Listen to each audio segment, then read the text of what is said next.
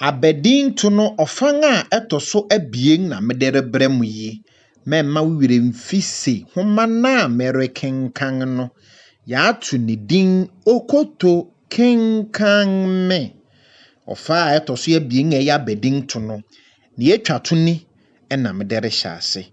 Mere to mebuas na makenkan ne mako. Se ne ebe ya mpanyin ne mofra so betima sua bi. Imprempren no ye de egu eye apawaso se ne ebe ya obiara betima sua bi. Nti wonsa ka bi nso ya che na obi nso nya bi nkenkan na onsua. Nimde eye Iye. Efei merebekire din to amamre ankasa mu. Akanfo bube bi se ensemmoni nti na yeche din. Edin boya hye nipa dodo enso. Akanfo amamre mu no. Obia wo a ne na wotwe so na woto abofra din. Abofra no papa na odi edin no soma ni nuabea ana abofra no sewa ma okoto din wo obia no fi. Enne yide wotumi twen kosi se obarima no ho ahoboaboa beso ansa na won akoto din no. Ebi wo ho a obeka se oretwen na waye obia no ho ade ene abofra Abadinto ni nyina bom. Anase ebi wo ho a ose obeto nsa fra mpanyinfo ne nanfo afi achichiri ne bencheye nti no opese onya sika kutubi ansa na watu abofra ni din nti neyide Abadinto ni bi wo ho a etimi che papapa neema a obarima no de kono ebi na edidi suyi. Obarima no dikan de neema a edidi suyi koma ne yere ne abofra no. Entama no enye ntama biara keko. Entama fita funumantoma no ye eye entama fita a eye tia a wode kata abofra no so. Empetia meka kawa ho asem.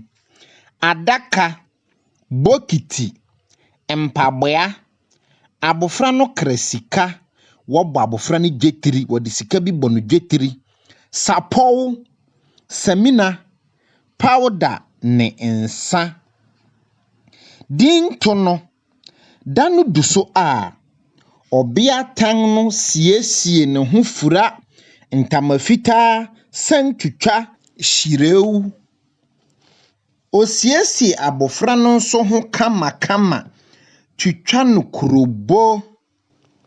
Abofra no sewa je no to ne so. Ode ensa yi apai sre kwantenten penya ne inshira ma abofra no ne nipadom a won ahia ho no. Ode funumantoma no kata abofra no so. Efei ode edin a abofra no papa aka akire no tugwa se ebia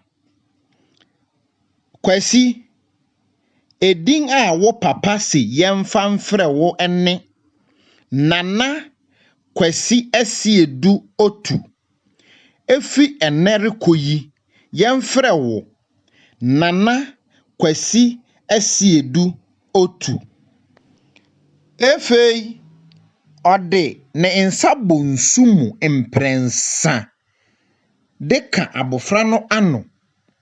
Ode ensa yesa ara na oka kire abofra ni si wotu nsu a kase nsu na woto nsa nso a kase nsa. Gidi a ewo akiri ni si abofra no mane yiw enye ne yiw na omane daabi nso enye ne daabi ewo na asetena mu.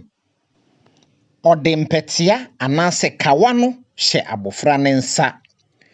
Se oye obia a ode kenten butu ne so mprensa. Na se oye obarima a ode sekan hye ne nsam mprensa. Nea eyi kire abofra no ani se Emma abofra no meye okwadwofo.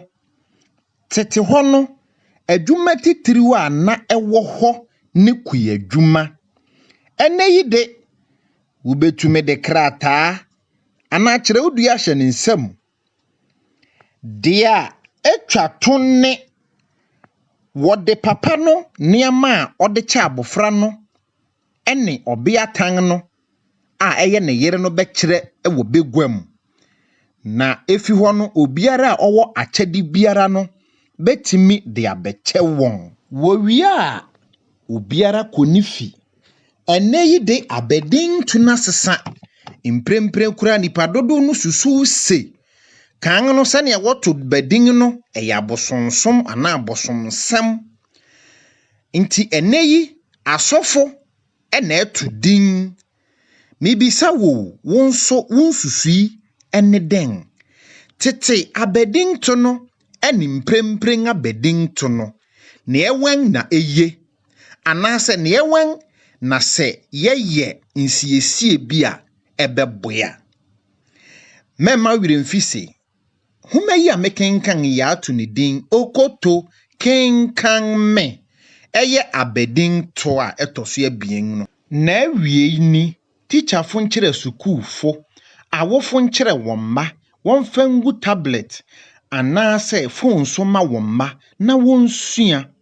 Se wo pe yi dodo wasua anasa anansesam dodo wasua mepa wo chew ko Facebook, Instagram anasa baby biara na bo Okoto TV na niama bebre beba na wasua.